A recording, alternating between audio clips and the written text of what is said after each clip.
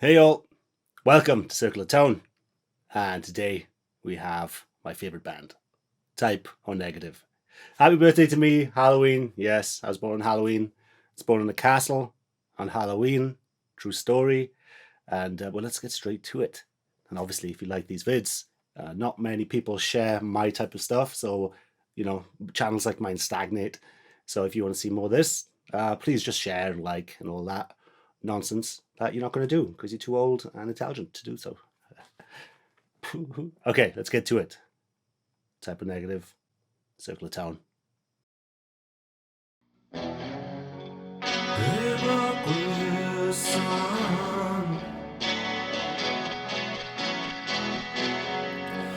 She hates me.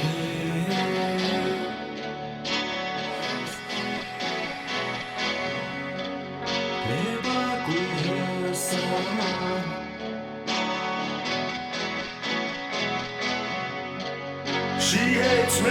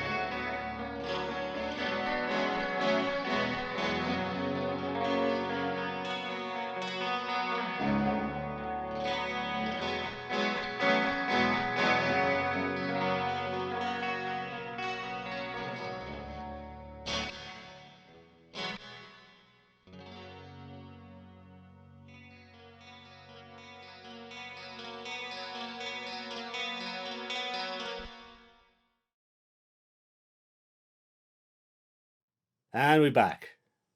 So, this Type O Negative are my favorite all-time band, and that song, which I just butchered, is my favorite track of theirs. I listened to that. I just listened to it a million times. I played the riff a million times. I'm singing over it and the rest of it, and I still love it. It's like something I don't get sick of.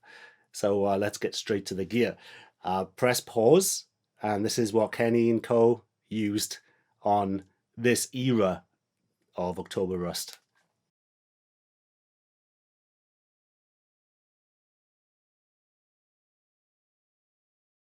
A little bit later on, they started using things like GeForce Mesa Boogie stuff as well. I think that was on World Coming Down. Obviously, I didn't have what they used in the October Rust era, which was ADA MP-1. My favorite amp of all time, the Langner modded Marshall. Todd Langner actually worked on the ADA MP-1. So, one of the greatest minds, which practically launched half of the thrash bands. Exodus used those, Forbidden used those amps, all sorts of, luminaries used a Langner. So what did I do? What did I use to get this tone? Because I didn't have those, I thought I'd use the rack preamp that I have. I ended up using the Rocktron Pirhana. So very similar to not so much the ADA. It might, because I've owned all three of these, but the Pirhana is probably closest to the Mesa TriAxis, believe it or not. The TriAxis is pretty sharp and pretty in your face, pretty fizzy, but still very tight. And the same goes with that. You can hear that on this, but I actually used this Pirhana. It was actually used on the first Slipknot Major album.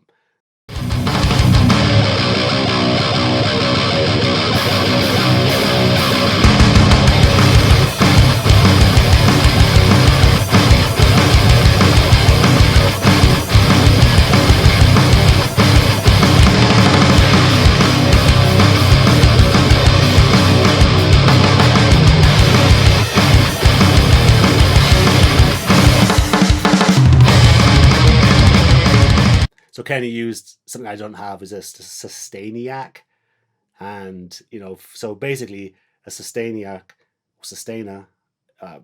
you hit a note and it'll just keep on ringing. So some of those amazing solos that he does, it just reminds me of just kind of out of control, but he controlled it. It's like riding a wild molten horse. So now we know what Kenny used. Now the big one. I mean, everybody knows it. The biggest part of the guitar tone in Type O Negative is the way that the keys and the bass back it up, because it's all one unit. I mean, mine sounded slightly off bass-wise because it didn't have, I'm not sure if you know, but the synth copies every bass line. So every line that Peter Steele would play, it was mimicked in the studio and often live as well with the keys. So also there's some information on the keys, and he used the oldest synth stuff. I mean, for the time that they were in, they were using pretty old samples. And the funny thing is, the drums were sampled on this as well. A lot of the Gothic stuff had electronic drums, and Type O Negative kind of embraced that aspect of it. Later on, they went on to playing back live again, and but I think it suits them, because I actually looked at the drum machine that Type O Negative used on this album, but it sounded nothing like it. So they've obviously been using their own samples to trigger the snare and the bass drum and everything. So, and then again, it makes it their own. They're not using the pre-programmed drum sounds. They're using their own samples, probably nicked from a few studio producers here and there. I wouldn't put it past them. So yeah, and Kenny also used a pedal board. It wasn't just racks, because I was looking at some of their studio footage, which is very short, that some German show did on their gear, and I can see a couple, digital delay. There's a couple of Boss pedals.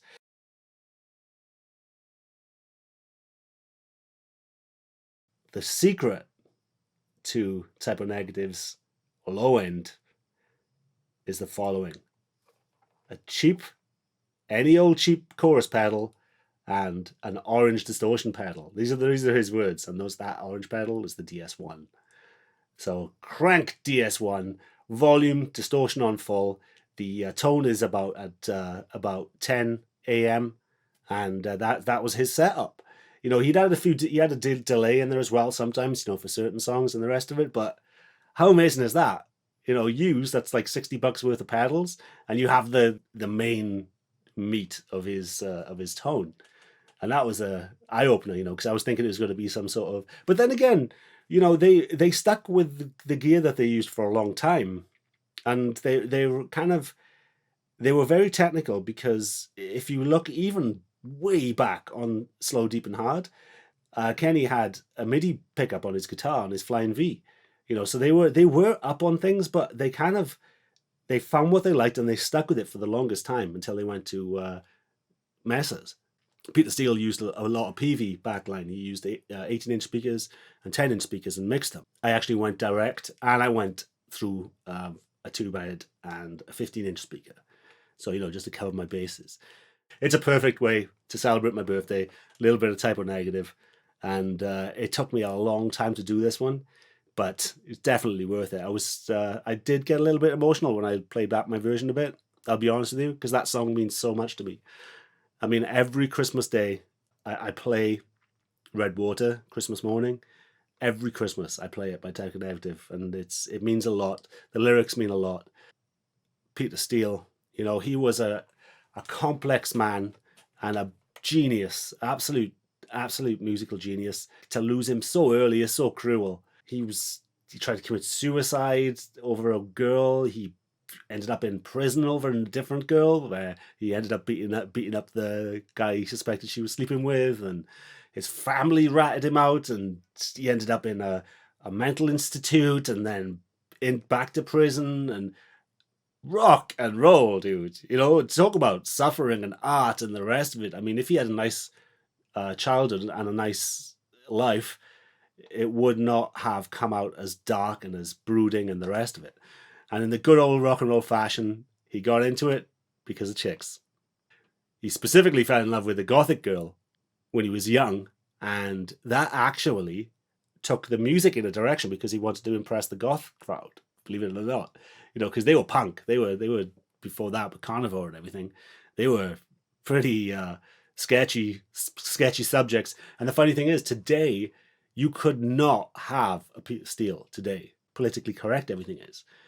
I mean, Pete Steele used to walk around in German uniforms and invite people to attack him. I mean, he's got Jewish people. They're all Jews in the band,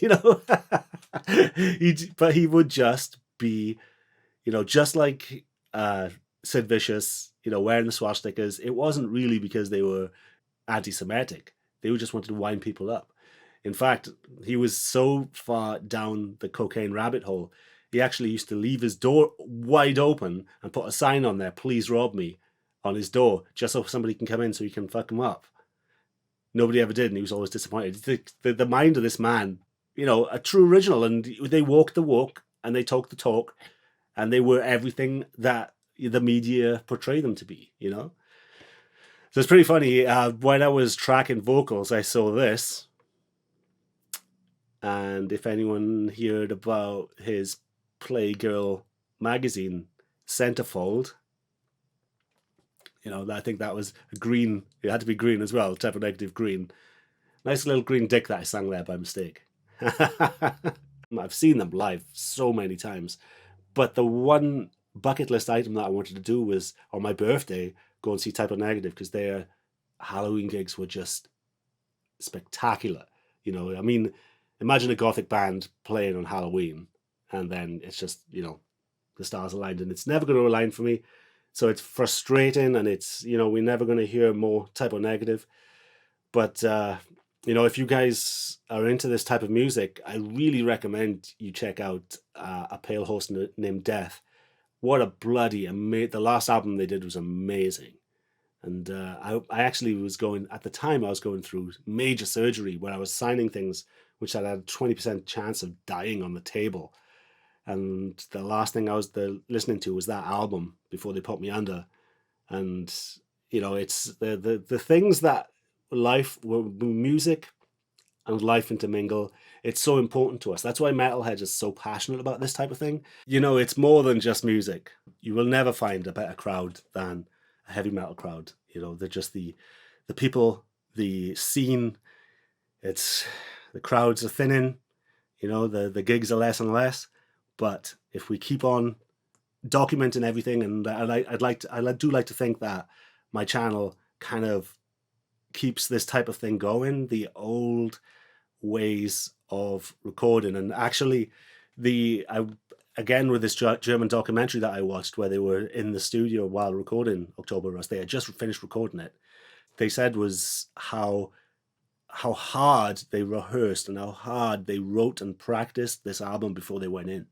And so another time, every time I research this stuff, they complain and they joke and they lament about how hard it was and how long it took and the struggle and the rest of it. And, when you're in your bedroom, you don't have that.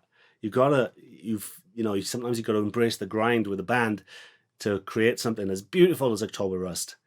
And World Coming Down was so amazing. I mean, what a bloody the intro track, I remember listening to it for the first time. I was on my way to work on a bus in Swansea, and it was freezing cold and the rain was pouring, and I had my headphones on the bus and I was looking out the window listening to Type O Negative, and I was like, this is all right. I'm in the right place. I'm in the right spot. A dreary, wintry bus listening to a dreary quad of dead trees. I love it. What a band. I just love them so much. I think it's obvious because I'm fanboying a little bit. So that's it. And like I say, all the gear will be in the description. Everything from drums, drum heads, you name it, it's all in there. And but like I say, it's kind of futile to try and recreate this stuff because there is only one Peter Steele. There's only one Kenny. It's what a band, you know. It's good stuff. So happy birthday to me. You guys are awesome. Come and say hi at the Circular Tone Facebook group. Just search Circular Tone in Facebook and you can join. And we're over 1,000 strong. Share your music, share your recording. You know, if you know what bands used, let me know. And we can all talk about the recording process and just even funny metal videos and the rest of it. It's a very good group, good guys. And they help me out a lot. They helped me on this as well. So big shout out to you guys. And I'll be seeing you again soon. And hopefully Ghost will be next. There's a lot of research on that one, but the dark ones will be covered. So happy Halloween. Happy everything. You've been great. I've been solid 6 out of 10 on this one, but I enjoyed it and the passion is there. So that's all that matters, right? Gold stars for everyone. Black stars. It's a Circular Tone pitch.